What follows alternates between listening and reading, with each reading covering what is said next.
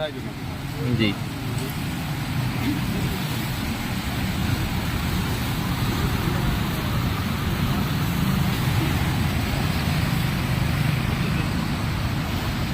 अस्सलाम वालेकुम दोस्तों, अॼु असां बीठा आहियूं गुड्डू बैराज ते।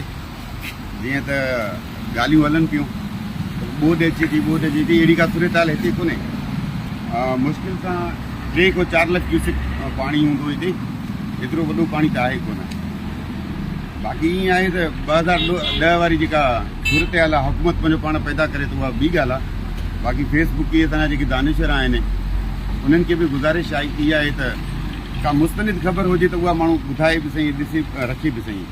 बाक़ी हाणे हुन खां ॿुधी उहा ॻाल्हि वायरल करणु हरूभरू आवाम में ख़ौफ़ और रास फैलिजे थो पियो। बाक़ी हिते का ॿोॾ वारी सूरत हाल कोन्हे। पंजाब मां जेको पाणी अचे थो उहो एॾो वॾो कोन्हे। हितां 12 लख क्यूसेक पाणी गुज़री चुको आहे ऑलरेडी 2010 में। त हाणे बि मां सम्झा थो 8 खां 9 लख ताईं जेका बि सूरत हाल पैदा थींदी नेक्स्ट फ्यूचर में, इन खां वधीक पाणी अचण जो कोई इम्कान त आहे ई कोन। इन करे ॿोॾ वारी सूरत हाल कोन्हे।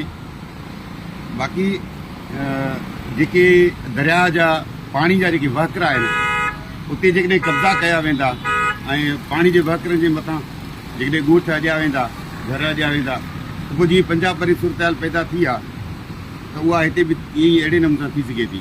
बाक़ी हाणे पंहिंजो कचो आहे, कश्मीर जो हुजे या कश्मीर खां वठी कराची ताईं जेको बि कचो अचे थो पियो, कचो हर साल ॿुधंदो आहे। इहा का नई ॻाल्हि कोन्हे, छो त दरिया जेको हर साल जेको पाणी ईंदो आहे, हिन दफ़े खणी पाणी पहिरियां खां 2010 खां पोइ वाक़ई में बि थोरो वधीक आहे, पर एतिरो कोन्हे जो असां ख़ौफ़ हिरास में फैलिजी वञूं त ॿोॾ आहे। एॾी वॾी ॿोॾ वारी सूरत हाल आहे बि कोन। इन करे अवाम खे गुज़ारिश इहा आहे त हरूभरू अफ़रा तफ़री जो शिकार न थियनि। पाणी जी सूरत हाल बिल्कुलु ठीकु आहे। महिरबानी।